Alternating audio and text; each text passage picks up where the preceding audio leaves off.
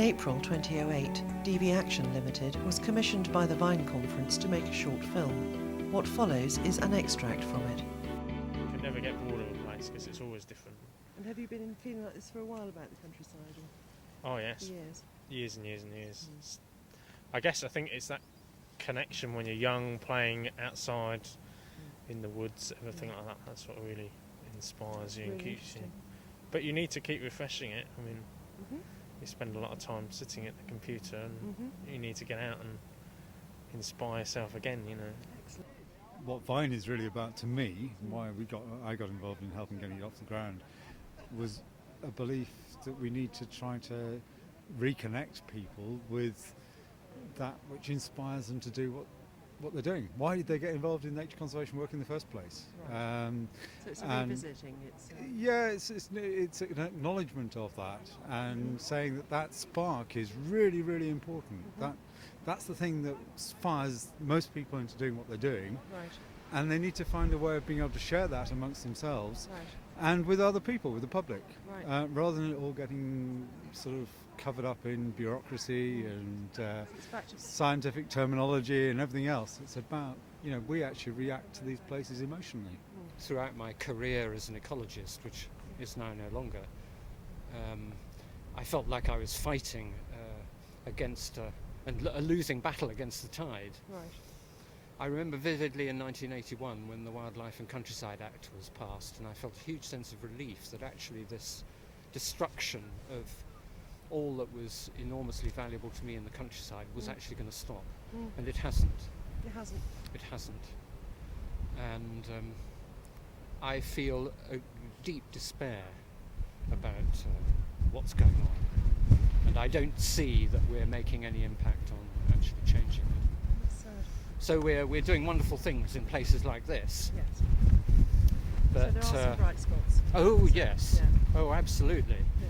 But whether that shows any shift, I'm sure it doesn't show any real shift in what's happening in society as a whole and in the world as a whole.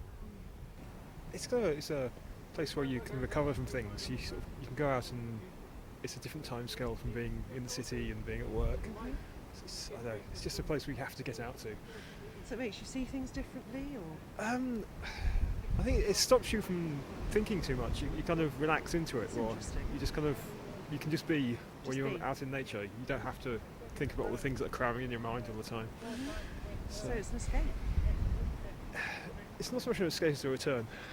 And it's what inspires people to paint and draw and write poetry, and gives you that warm feeling inside. So it all comes from the countryside for you? I think most of it does. I think I quite like the built environment as well. I quite like architectural things, but I don't think it's as lasting a feeling as when you come out into the countryside. When you can see a view like this, it really changes your sort of outlook on all sorts of things. You can take it home with you and remember it at times when you haven't got that view. Lovely thought. I'm just wondering what it is that inspires you about nature. How Oh, you heavens. Connect it to the inspiration. I grew up in the countryside. My father was a countryman. I grew up shooting, fishing, playing in streams, falling out of trees. I had the idyllic 1930s childhood. At school I was very interested in biology, botany, but didn't follow up any other courses because I wanted to join the Air Force, so I dropped it off.